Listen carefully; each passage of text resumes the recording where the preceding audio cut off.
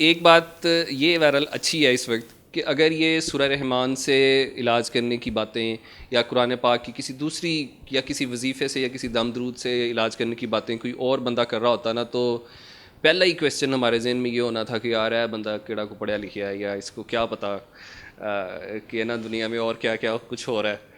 तो लेकिन इस वक्त ये कम से कम ये जो पहली जो बैरियर था ना, ये हम क्रॉस कर गए हैं कि जो हमारे सामने इस वक्त बैठे हैं डॉक्टर साहब, इनकी जो एजुकेशन है, जो इनका फिर उसके अलावा जो इन्होंने प्रैक्टिकली जो इन्होंने काम किया है, तो हम कम से कम इस फेज़ में से तो एक कदम आ गई हैं कि अगर ये कोई बात कर रहे हैं तो यकीनन इन्होंने इस पे कोई रीज़निंग अपने आप से या इस कॉज से ज़रूर की होगी। तो ये अच्छा, बहरहाल अच्छी बात है। असी डॉक्टर साहब ਤੁਹਾਡੇ ਕੋਲੋਂ ਇੱਕ ਹੋਰ ਰਿਕਵੈਸਟ ਕਰਨੇ ਆ, ਪੰਜਾਬੀ 'ਚ ਕਰ ਲਈ ਥੋੜੀ ਜਿਹੀ ਗੱਲ ਵਿੱਚ। ਜੀ ਬਿਲਕੁਲ, ਮੈਂ ਪੰਜਾਬੀ ਸਪੀਕਿੰਗ ਹਾਂ, ਮੇਰੀ ਮਾਂ ਦੀ ਜ਼ੁਬਾਨ। ਜ਼ਬਰਦਸਤ। ਤੇ ਇੱਕ ਸਰ ਜੀ ਹੋਰ ਗੱਲ ਹੈ ਕਿ ਤੁਸੀਂ ਅਗਰ ਥੋੜੀ ਦੇਰ ਵਾਸਤੇ ਤੁਸੀਂ ਹੁਣੇ ਨਾਂ ਲਿਆ ਕਿ ਏਥੀਸਟ ਅਗਰ ਫਰਜ਼ ਕਰੋ ਹੋਵੋ, ਕਿਤੇ ਕਦੀ ਕਦੀ ਬੰਦਾ ਹੋ ਜਾਂਦਾ ਹੈ, ਤੇ ਤੁਸੀਂ ਕਦੇ ਸੋਚਿਆ ਹੋਏਗਾ ਕਿ ਠੀਕ ਹੈ ਸੂਰਾ ਰਹਿਮਾਨ ਤੇ ਚਲੋ ਹੈ, ਇਹ ਅੱਲਾਹ ਤਾਲਾ ਦਾ ਕਲਾਮ ਹੈ, ਇਹਦੇ 'ਚ ਬਰਕਤ ਹੈ, ਲੇਕਿਨ ਫਿਰ ਵੀ ਇਹਦੇ ਪਿੱਛੇ ਮੈਂ ਵਜ੍ਹਾ ਤੇ ਕੱਢਾਂਗਾ, ਉਹਦੀ ਕਾਪੀ ਬਣਾਉਣ ਦੀ ਕੋਸ਼ਿਸ਼ ਕਰਾਂ। ਕਦੀ ਤੇ ਤੁਸੀਂ ਕੋਈ ਇੰਜ ਦਾ ਕੰਮ ਇਹਦੇ ਪਿੱਛੇ, ਮਤਲਬ ਤੁਹਾਡੀ ਇਸ ਪਾਸੇ ਸੋਚ ਗਈ ਤੇ ਉਹਦੇ ਤੇ ਕੋਈ ਕੰਮ ਕੀਤਾ ਤੁਸੀਂ? जी, एथिस्टों ने भी इसको सुन लिया मेरे कहने पे। अच्छा जी, इलाज के तौर पे। अच्छा, इलाज के तौर पे और तजर्बे के तौर पे, ठीक है। और उनमें से एक ने कहा कि मैंने अल्लाह अल्लाह नहीं कहना, तो मैंने कहा ठीक है, आप आंखें बंद रखें। आंखें बंद करके 3 बार अल्लाह कह के पानी पीना था। तो उन्होंने इसको तो सुन लिया और मैं सामने देख रहा था कि वो उनकी चेंज आई, उनमें फेस का कलर ही चेंज हो गया, लेकिन बहरहाल उसको तो वो खामोश थे। और जब वो पानी से दुआ की बारी आई तो उन्होंने कहा कि मैंने तो अल्लाह अल्लाह नहीं कहना।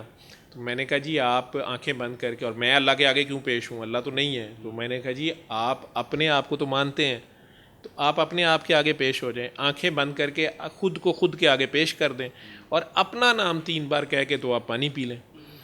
तो उस पर उन्होंने बड़ी खुशी से कहा कि हाँ मैं ये कर लेता हूँ।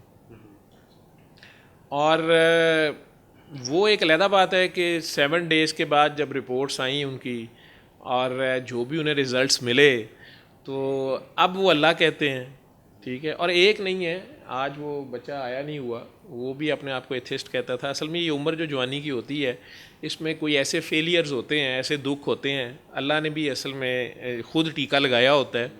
तो वो 40 साल की उम्र तक तो पहले भगाता है खूब कईयों को, और कईयों से वो शुरू में प्यार ज़्यादा कर लेता है, कईयों को शुरू में नचाता ज़्यादा है। मेरा जो एक्सपीरियंस एज ए डॉक्टर भी आया है, तो वो फिर ये सारे लाड देखता है। मुझे तो एथिस्टों पे प्यार ही बहुत आता है, एग्नोस्ट पे, साइंटोलॉजिस्ट पे।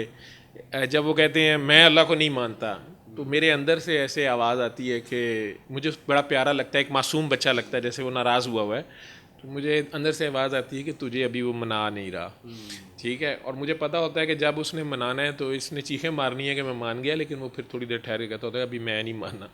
तो लेकिन ये है कि हम अगर अपने आप को जहन में रखें ना, अपने आप से तो प्यार करें। बाबा जी का ये मैसेज था कि अपने आप को पहचानो, उनका तो मैसेज ही ये था, शुरू यहाँ से होता था। और मुझे भी उन्होंने यही कहा, पागल डॉक्टर अपने आप को पहचानो। तो मुझे ये बात नहीं समझ आती थी, और अपने आप से प्यार करो।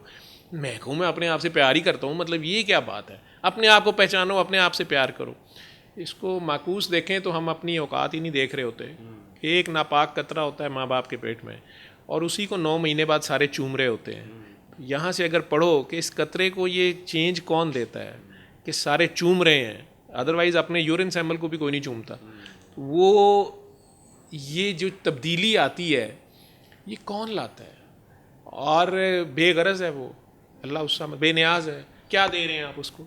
अच्छा, आपने यकीनन उन बाबा जी से बाद में मिले होंगे, तो उनका भी तारफ़ करवाएं हमें, कौन थे वो? जी बदनाम ज़माना हीरा मंडी में उनका तो नाम प्रेस वालों ने, आपके बड़े मशहूर हैं खुशनूद अली ख़ान और ज़िया शाहिद साहब, इन्होंने उनका नाम रखा हुआ था पीर काकी ताड़।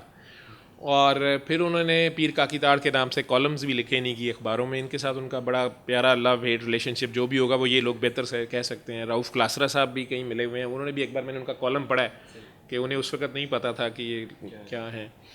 तो वो ख़ुद लैंडलॉर्ड थे, सैयद थे, जद्दी पुश्ती नजीबुत तरफ़ैन सैयद थे। तो पूरा नाम सैयद मखदूम सफदर अली बुखारी था। और बल्कि मखदूम जहानिया जहाँ गश्त ही की लड़ी में से एक दरबार है उनके, आई थिंक चिन्योट में, मुझे एग्जैक्ट नहीं पता, वहाँ के वो ख़ुद गद्दी नशीन थे। वो सारा कुछ दस्तारबंदी हुई भी, और मखदूम का ही उन्हीं लोगों को जाता है, जैसे मखदूम साले जाता है या मखदूम दूसरे जो जहानिया जहाँ गश्त की लड़ी में जो लोग जिनकी दस्तारबंदी या वो गद्दी नशीन जो होते हैं, तो वो सब छोड़ छाड़ के पाकिस्तान के one of the earliest coal miners थे, गॉर्डन कॉलेज पिंडी के पढ़े हुए थे। तो बहुत ही नफीस इंसान मैंने अपनी ज़िंदगी में, जिसे कहते हैं ना उस्ताद बाप होता है या माँ होता है, वो तो माँ की तरह थे, फ़कीर माँ होता है। तो वालिद साहब को तो मैंने 14 साल की एज में खो दिया, लेकिन जिस शख्स ने मुझे नई इंसाइट दी लाइफ में, ये तो एक तरीका इलाज था ना। तो मुझे कई बार लोग पूछते हैं कि आप उनके लिए इतनी रिस्पेक्ट या आप उनका इतना करते हैं तो ये ठीक हुए, तो इसलिए मैं कहता हूँ नहीं, ये नहीं था। इसमें तो मेरे दिल में ये था कि इसका क्या कमाल है, तो सूरा रहमान है, कुरान है, उससे मैं ठीक हो गया हूँ, तो इसका बाबे का तो कोई कमाल नहीं है उसमें। साइंटिस्ट है ना, हम खुद डिग्री होल्डर हैं। तो मैं उनके साथ एक दिन गाड़ी में, शुरू अर्ली डेज थे, वहीं से लेके निकला उन्हें, गाड़ी में बैठा। वो उसे कहते गश्त करना। वो किसी भी दफ्तर घुस जाते थे, बड़े से बड़े, ये दुरानी साहब जो पिछले दिनों आईजी थे सरहद के, इनसे आप अलहदा अपने तौर पे उनकी मुलाकात पूछ लीजिएगा, क्योंकि वो खुशी से सुना देंगे। तो वो एक किस्म की धड़ल्ले से ज़बरदस्ती एंट्री थी उनकी, या जो भी करते थे बड़े बड़े फ़िरौनों को वो मैसेज देते थे, उनसे ज़ुबान और थी, स्टाइल और था। लेकिन जब वो ख़ुद अपना सारा कुछ छोड़ छाड़ के, वो गद्दी और वो पीरी सारी छोड़ के, तो वो मजजूबियत उसे कह लें या एक हालत जज़ब थी उनकी, उसमें वो आके हीरा मंडी में बैठे, ठीक है। और वहाँ पर वो धमाल लगवाते थे उन काकियों से, जहाँ आप या मैं तमाशबीन वहाँ तो जा रहे हैं रक्स देखने, मुजरा देखने। तो अब उनका जो वहाँ तरीक़ा वारदात जो था वो ये होता था कि अचानक कहते काकी धमाल लगा, तो अब वहाँ शराबी आ रहा है, कबाबी आ रहा है, और शहर के बदमाश तरीन लोग या ख़राब तरीन लोग ही वहाँ आएंगे ना, जिन्हें हम लोग कहेंगे। तो उन लोगों ने वैसे कहाँ बाबे को पास बैठने देना था, जो मैंने उनके तरीक़ा वारदात को समझा है, ठीक है। तो अब बाबा वहीं पहुँच गया, ठीक है ना। मैं तबलीगी जमात में वाइट कपड़े पहन के तो गटर में तो नहीं उतरूँगा, तो गटर से तो कपड़े ख़राब हो जाएंगे। लेकिन अगर आपने गटर साफ़ करना है तो फिर आपको गटर से प्यार करना पड़ेगा, आपको गटर में उतरना पड़ेगा। आपने किसी को गटर में गिरे हुए को निकालना है, तो फिर अगर आपको ये फ़िक्र रहेगी कि मुझे बू ना आए, मेरे कपड़े पलीत ना हो जाएं, ये मुझे गंदा ना कर दे, तो आप उसे नहीं निकाल सकते। अच्छा, एक बात मैं अभी सोच रहा हूँ कि ये चूँकि हम मुसलमान हैं सारे, और सूरह रहमान और इन चीज़ों पे हमारा यकीन है, तो हम इसको मज़हब के ही उस हवाले से, या सूफ़ीज़म भी इस्लाम का ही मतलब रेफरेंस से उसको देख रहे हैं। तो हमने बड़ा सुना है, लोग इसको अपोज़ करते हैं कि मौसीकी रूह की ग़िज़ा है ना, मजहबी लोग इसको नहीं सही तरह से मानते। लेकिन बाहर के लोग इसको म्यूज़िक का, और ये जो वेव्स होती हैं इस तरह की, उसका इंसान की जिस्म के ऊपर और बाकी चीज़ों के ऊपर असर होता है। तो ये तो नहीं कि ये कोई आम सी बात हो कि वो कोई ख़ास एक वेव उससे बनती है, उससे हमें अफेक्ट होता है और हम उसको मज़हब के चक्कर में लेके पड़े हों।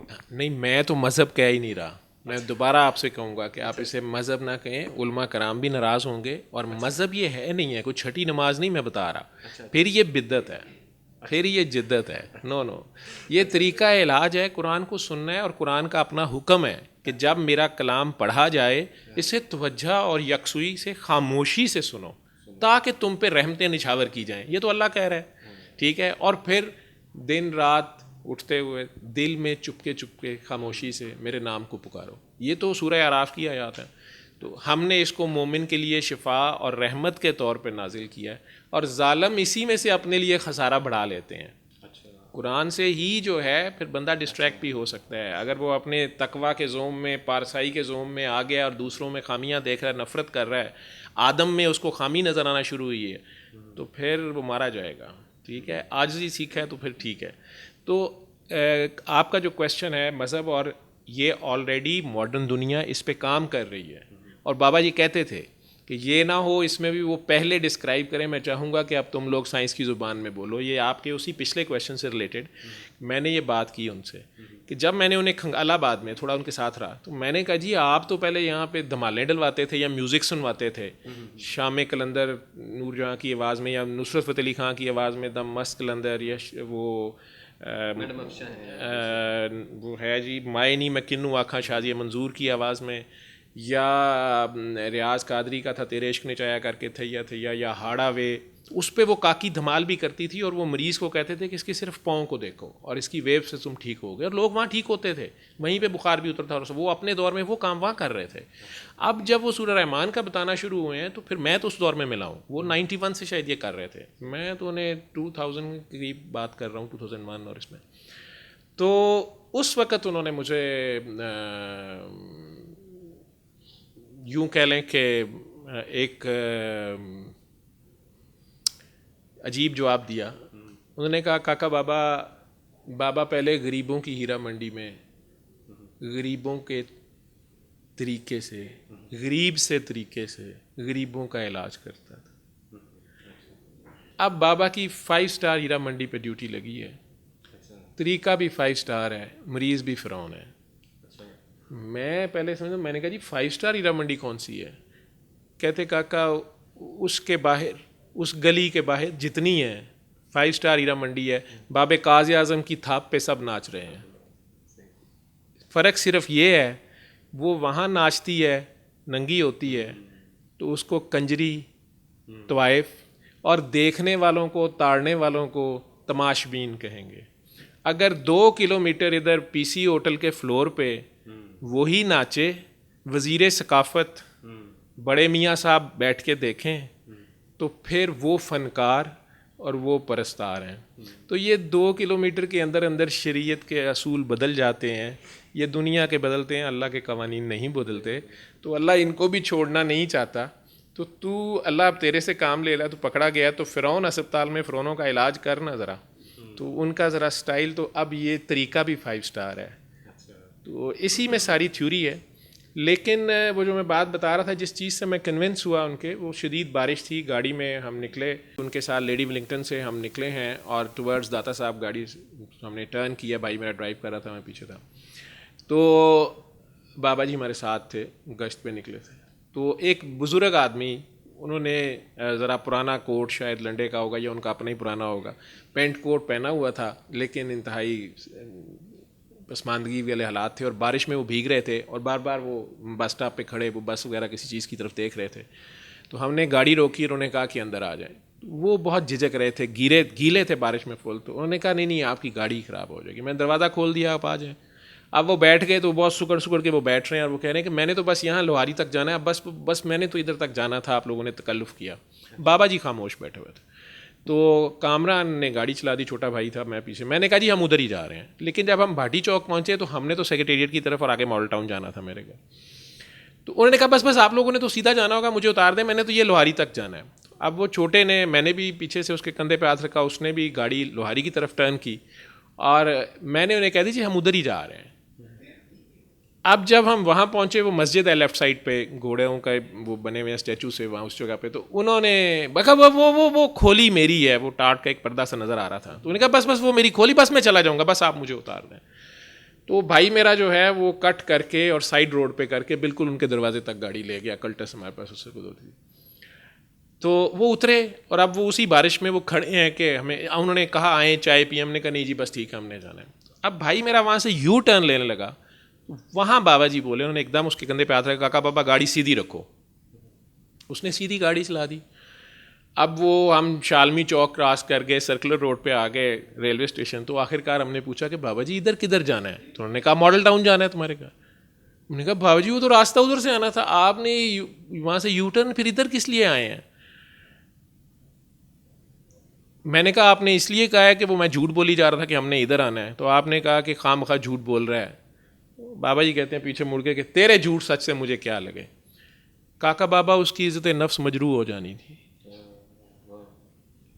अब मैं मॉडल टाउन तक रेलवे स्टेशन से लेके इस बात पे सोचता रहा, मैं तो ऐसे गौर ही नहीं करता, मैं तो किसी पे ज़रा सा 1 रुपए का एहसान जता दूँ, तो जब तक लाख बार उसको जता ना लूँ, तो या उसे शो ही ना करूँ कि ये देखो ये तुम्हारे लिए मैंने आउट ऑफ द वे किया, तो ये क्या बात हुई। मैंने उस बाबे से कौन सा ज़िंदगी में मिलना था, वो बूढ़े से जिसको लिफ्ट दी थी, या कोई रिश्तेदारी करनी थी कि वो मेरे सामने शर्मिंदा होगा। ये क्या थीरी है? तो उन्होंने कहा नहीं काका बाबा, किसी की इज़्ज़त नफ्स ना मजरू हो, दाएं से करो तो बाएं को ना पता चले, ठीक है। तो उसकी समझ ही मुझे ये आई कि आपका जो नफ्स है ना वो ना फूले कि आपने कुछ कर लिया, बायां आपका नफ्स जो है वो ना फूले। और ये चीज़ मैं किताब से नहीं पढ़ के समझ सका था। मैं एहसान अदल और एहसान बड़ी मुश्किल से मैंने समझा था कि अदल और एहसान में क्या फ़र्क है, लेकिन एहसान करके उसे जताना ना और अगले की इज़्ज़त नफ्स मजरू ना हो और उसको किस बारीकी तक देखना है, ये चीज़ जो थी इसने मुझे फिर उनके साथ जोड़े रखा। अदरवाइज़ मैंने कोई उनमें ना करामत देखी, ना उन्होंने कभी दिखाई, करामत के वैसे ही ख़िलाफ़ थे। तो वो कहते थे कि हम करीम से जुड़े होते हैं, उससे करम मांगते हैं, फिर करामत तुम्हारे पाँव की धूल का नाम होगा। तो जो बंदे, कई बार लोग उनके भी गोडे गिट्टे चूमते थे, पाँव भी, काकियाँ प्यार से हम भी उनके पाँव भी पकड़ लेते थे, जूता भी उठा लेते थे, उस्ताद का भागते थे, लेकिन वो करते नहीं, करने की कोशिश जो यानी इजाज़त ही नहीं देते थे।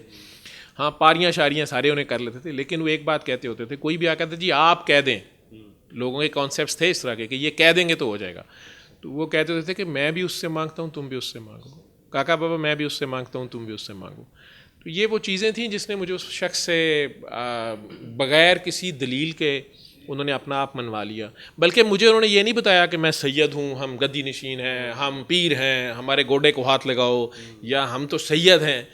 उनके किरदार ने मनवा लिया। मुझे तो बड़ी देर बाद पता चला कि सैयद क्या होता है और वक्त का सैयद क्या होता है, या सैयद का किरदार क्या होता है। क्योंकि सूरज को, उस सूरज को, जिस सूरज को दलील देनी पड़े कि यार मैं सूरज हूँ, मुझे उस पर बड़ा तरस आता है।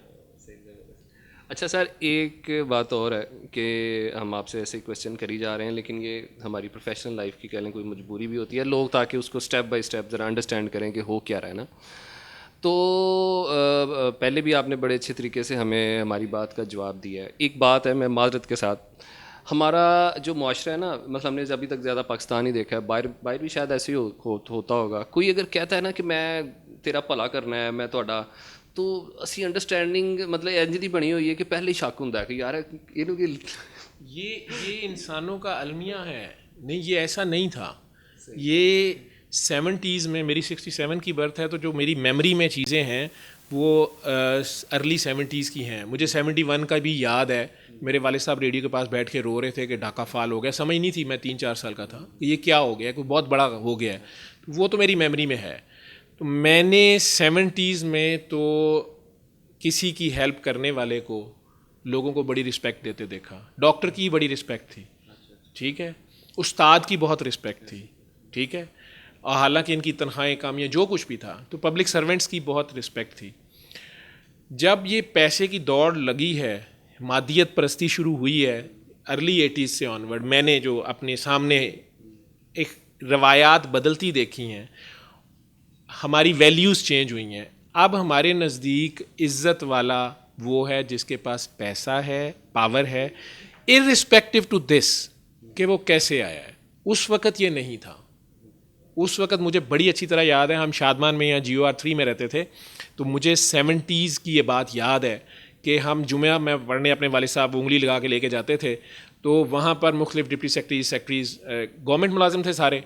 जुमे के बाद ये सब इकट्ठे खड़े होते थे, और मेरे वालिद साहब आम हालात में धोती भी पहन लेते थे, शलवार कमीज़ पहनते थे, और कॉलेज वो 3 पीस में जाते थे, और साइकिल थी उनके पास, लेकिन गवर्नमेंट कॉलेज का इंग्लिश का प्रोफेसर। लेकिन इन लोगों को मैंने एक चीज़ देखी जो मुझे इरिटेट करती थी। मैं हार्डली उस वक़्त 9-10 साल का था, क्लास 4-5 में।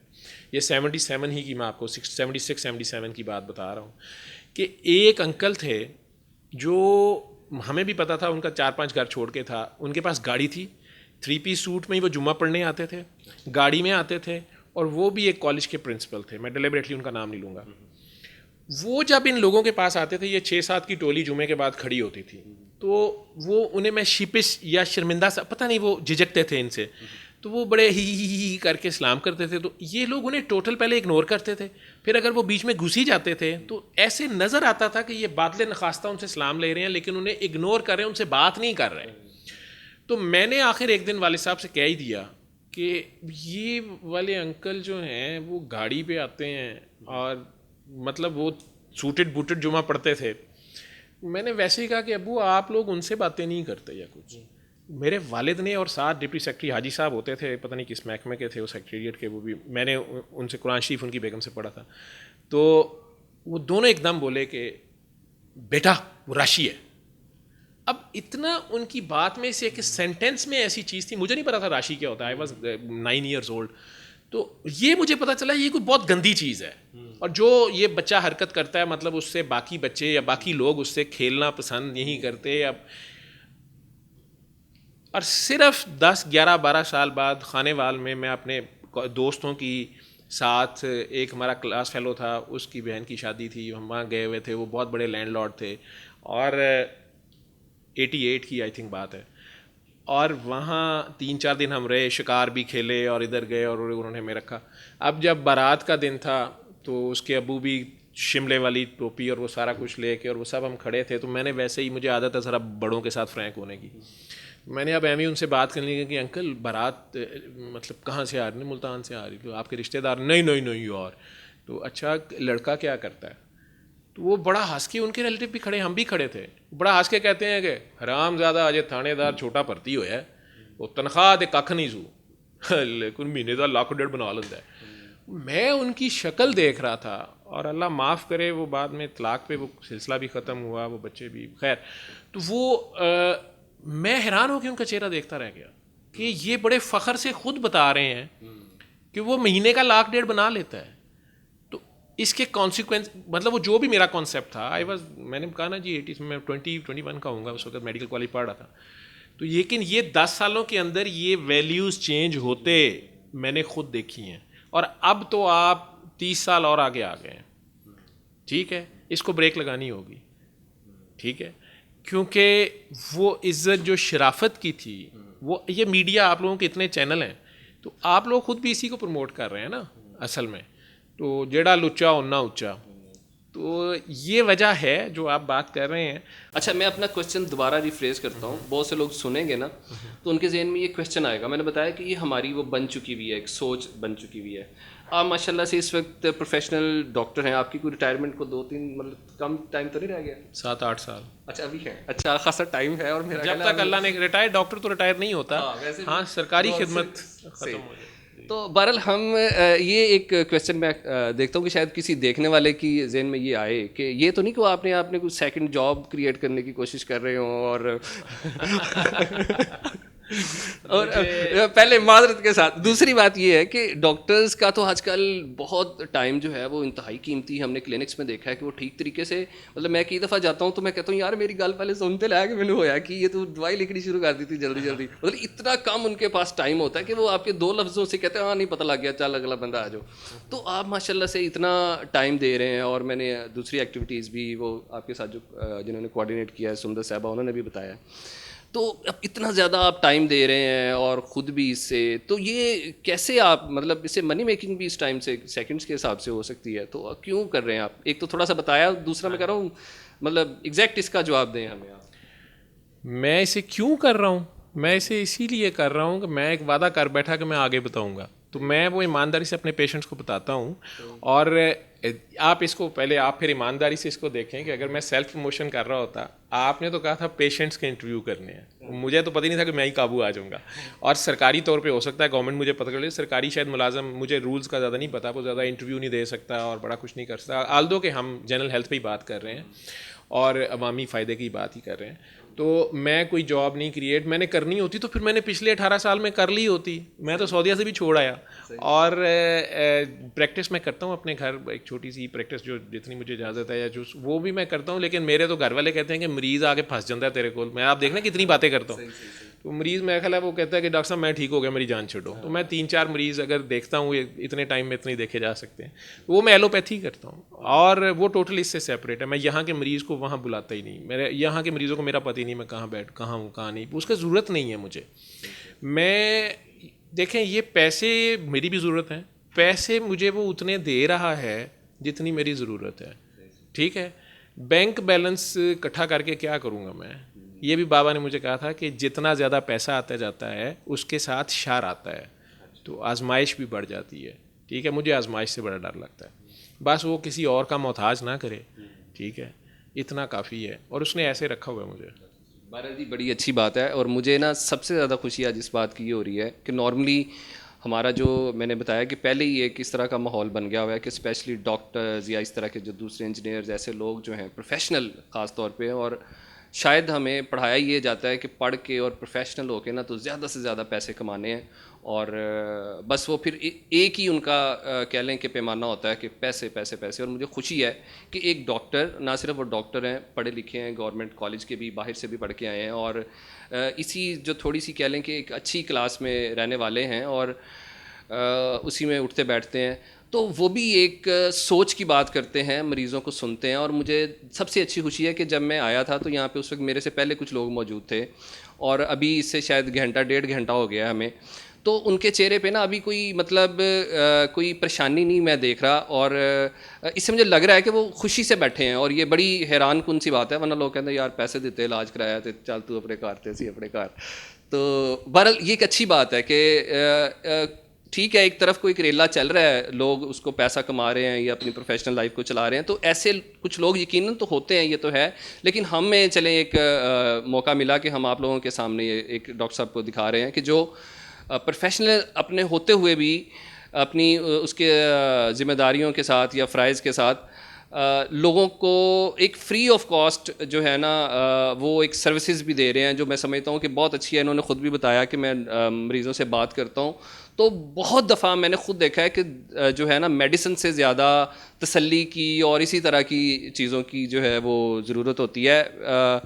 पता नहीं क्यों मेरे अल्हम्दुलिल्लाह खुद भी बच्चे हैं, तो मैंने देखा है कि अगर बाज़ उसको बुखार हो रहा हो ना तो मैं प्यार से ज़रा उनसे बात करूँ, उसको साथ लगा के बैठूँ, तो बड़ी अजीब सी बात है, मैं देखता हूँ थोड़ा सा उन्हें फ़र्क पड़ जाता है, मतलब उसकी बीमारी को तो मतलब फ़र्क पड़ता है। बच्चे बीमार होते ही नहीं हैं, माँ बाप ही बीमार होते हैं। बच्चा जो है वो बीमार नहीं होता। छोटे बच्चे को ये नहीं सुनवानी है, 12 साल से जो छोटे बच्चे हैं 12 साल से उनको नहीं सुनवानी, उनके माँ बाप ही सुनेंगे, माँ बाप ही दुआ करके पानी पिएंगे, बच्चा ठीक हो जाएगा। और होता है और हुआ है और बार बार हुआ है। यहाँ एक बच्चा ऑटिज़म का बैठा हुआ है, वो खड़ा है, बल्कि आपको लग ही नहीं रहा होगा ऑटिज़म का कितना ताबेदार सा वो बैठा हुआ है, बस वो बार बार कह रहा होगा कि माइक मैनू दे दियो।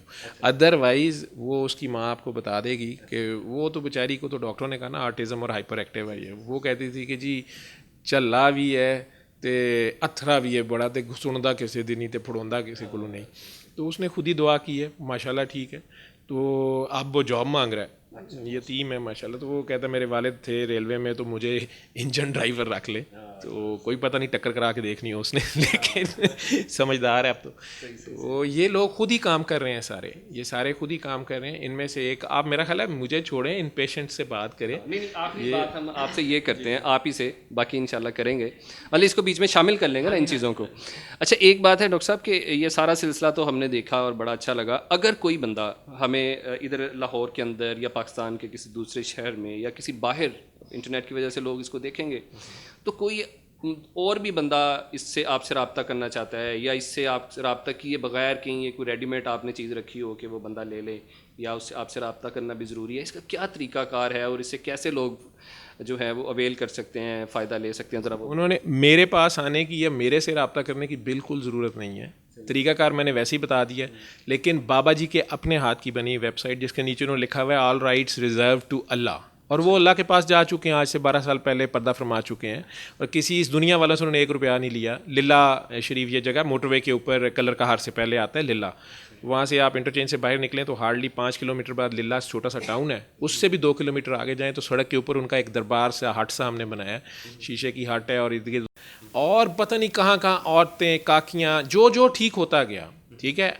और उसी वेबसाइट पे पूरा तरीक़ाकार है www.alrahman.com, उससे फ्री डाउनलोड हो जाती है और तरीका भी है, और बस आप घर बैठे उसे सुने, उसे नॉन मुस्लिम सुन लेता है, ठीक हो जाता है, बस कोई कर ले। अब तो बाहर भी ये कर रहे हैं, तभी तो मैं कह रहा हूँ कि यूनिवर्सल ट्रूथ है।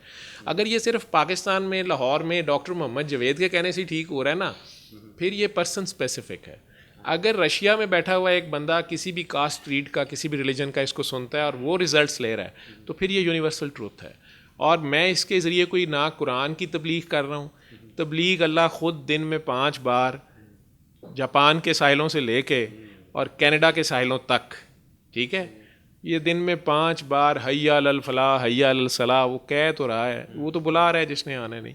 ये मैं तरीका इलाज बता रहा हूँ। और म्यूज़िक की आप बात कर रहे थे, मोज़ार्ट के म्यूज़िक से, बेथोवेन के म्यूज़िक से वो इलाज कर रहे हैं बाहर और उस पर रिसर्च कर रहे हैं, और सूरह रहमान भी बाहर शुरू हो गई है, मुख्तलिफ़ जगह पे वो रिसर्च कर रहे हैं इससे। तो मुसलमान तो मानते ही हैं 1400 साल से, और बाबा भी ये कहते थे कि वो बुखारी सैयद थे, वो कह रहे थे कि 1000 साल से मैं और मेरी फैमिली जो है, इससे बच्चा भी हमारा किसी की नब्ज़ पे सूरह रहमान पढ़ देता था या फ़ोन पे भी किसी को दम कर देता था दूर बैठे को, तो वो ठीक हो जाता था। वो कह रहे थे मेरा जुर्म ये है कि मैंने इसको आम कर दिया है, मैंने कह दिया कोई कह दे। तो वो हीरा मंडी से 300 से ज़ायद बच्चियों की उन्होंने शादियाँ करवाईं, ठीक है, जो असल उनका हिडन पर्पस था, और मेरे और आप जैसे लोगों ने खुशी से वो शादियाँ की, उन काकियों को चादरें दी जिनको शायद उनके अपने घर वाले ओन करने पे अब तैयार नहीं थे, अगर ज़िंदगी में वो कोई गलती कर बैठी या अगवा भी हो गई या कुछ भी हुआ, और आज वो अपने घरों में शराफत की ज़िंदगी गुजार रही हैं, उनमें से कोई वापस नहीं आई है। लेकिन वो काम तो उन्होंने हंस के कहते होते थे कि जो लोगों की बच्चियां निकालते हैं मैं उनकी बच्चियां निकाल रहा हूँ। तो वो उनका जब राज पता चला 2000 तक आते आते, फिर उन्हें वो जगह छोड़नी पड़ी। मैंने कहा ना क्यों छोड़ा, कहते क्या वहाँ शोर पड़ गया था, अब तो मुझे देख के भाग जाते थे कि बाबा वो गली बदल गई है, ठीक है। इकबाल हसन साहब महल गुकूज़ वाले हैं, शायद ये भी उन्हें मिले होंगे या उन्हें पता होगा, वो भी बेनिफिशरीज में से, और बड़े से लोग हैं जो इस दुआ से शिफायाब हुए। तो वो जो हो जाता है वो खुद आगे बता रहा है, ठीक है। फिल्म एक्ट्रेस या आप जो भी उसे कह लें, चलें डांसर कह लें, वो डांसर बता रही है तो सेम रिजल्ट्स आ रहे हैं। तो डॉक्टर जवेद साहब का फिर क्या कमाल है, डॉक्टर का क्या कमाल है। ये मेरे बाप का तो कलाम नहीं है, ये तो किसी का कलाम है, इसका वारिस वो खुद है। तो वो खुद वारिस है, उसका एक नाम वारिस है। तो इन लोगों को कहा यह जाता है कि जो ठीक हो जाए वो खुद ही बताए, और वो खुद बताए, दुनिया में कहीं बैठे बताए। उस दिन यूके के चैनल के ऊपर कोई खातून बता रही थी, मैंने बड़ी मुश्किल से पहचाना है कि हाँ ये मेरे से मिल के गई थी, तो वो उस पर बैठी बता रही हैं यही तरीक़ाकार। तो इंसानियत को बेगर्ज़ प्यार का मैसेज है। रहमान का मतलब ये है कि वो बेगर्जी से, जैसे माँ जो है उसने हमारे से क्या लेना है, हमारे माँ बाप क्या लेते हैं हमारे से, ठीक है ना। चिड़िया तो अपना बच्चा उड़ना शुरू हो जाए ना तो उसे निकाल देती है कि चलो अब छोकरी भी आप लबो तो टोकरी भी अपनी बनाओ, ठीक है। लेकिन हमारे माँ बाप तो आगे पोतों तक के मसले में, इंसान का ये असल इबादत है जो नमाज रोज़े से भी बड़ी है, कि वो अल्लाह के तरीके से शादी करता है और फिर इस ख़ानदान को आगे अगली नस्ल पैदा करता है, और फिर उनके लिए दिन रात अपना सारा सेक्रीफाइस करके तो उन्हें एक अच्छा इंसान बनाने की कोशिश करता है। ये सबसे बड़ी इबादत है। इसी को अगर आप सिर्फ अपने बच्चों तक नहीं, आप इसे जनरलाइज कर देते हैं, आप कहते हैं मेरे बच्चे बीमार होते हैं मैं साथ लगाता हूँ वो ठीक हो जाते हैं, तो अगर किसी यतीम को भी किसी दिन 2 मिनट लगा लेंगे, उसका बुखार उतार देंगे, तो आप नहीं समझते आपके बच्चे जो है ना उनकी 70 बीमारियाँ जो हैं वो ठीक हो जाएंगी। इसको ऐसे समझ लें। चलें जी, माशाल्लाह आज ये पैसे ही हैं जो मैं कमा रहा हूँ। चलें जी, बहुत अच्छा लगा, डॉक्टर साहब ने हमें बहुत ज़्यादा टाइम दिया, और आप यकीनन इसको पहली दफ़ा देखेंगे। बहुत से लोगों ने तो पहले भी देखा होगा, जो अगर पहली दफ़ा देख रहे हैं तो इस तरह का इंटरव्यू पहले कभी नहीं हुआ ना, मैं फ्रंट पे कभी आया हूँ ज़्यादा। अच्छा अच्छा। चलें जी, बहरहाल ये हमारी खुशकिस्मती है और आप लोगों के लिए भी ये एक अच्छी अपॉर्चुनिटी है। तो अब हम जो है ना इंशाल्लाह ताला जो इसके बेनिफिशरीज़ हैं उनसे भी हम लोग बात करेंगे, और आप लोग भी अपना हमें जो है ना फ़ीडबैक दीजिएगा। हम इसका जो तरीक़ाकार है ना ये सूरह रहमान पढ़ने का, एक दफ़ा एंड पे ना सुनने का, एक दफ़ा दोबारा से ना, ये एक पूरा एक जैसे एक मेडिसिन होती है ना, उस तरीके से इसको दोबारा से या डॉक्टर साहब से रिक्वेस्ट करें या किसी और से भी, उसको भी रिकॉर्ड भी कर लेंगे। और दूसरी बात यह है कि अगर आपको कोई है तो आप हमें बेशक कमेंट करें, या इन्होंने जैसे वेबसाइट बताया तो रब्ता करें। आप सब लोगों का देखने का भी और टाइम देने का भी, और डॉक्टर साहब आपका भी जो है ना वो बहुत शुक्रिया, आपका बड़ा नेक मकसद बड़ा अच्छा लगा है। तो एक मतलब आपकी इन बातों से ही बड़ी एक अच्छी जो है ना वो कह लें कि वाइब्स निकल रही थी। तो कोई एक भी ले गया तो मैं समझूंगा मेरा काम हो गया। जिसने एक को बचा लिया उसने इंसानियत को बचा लिया। चलिए डॉक्टर साहब बहुत बहुत मेहरबानी है जी, अल्लाह करीम।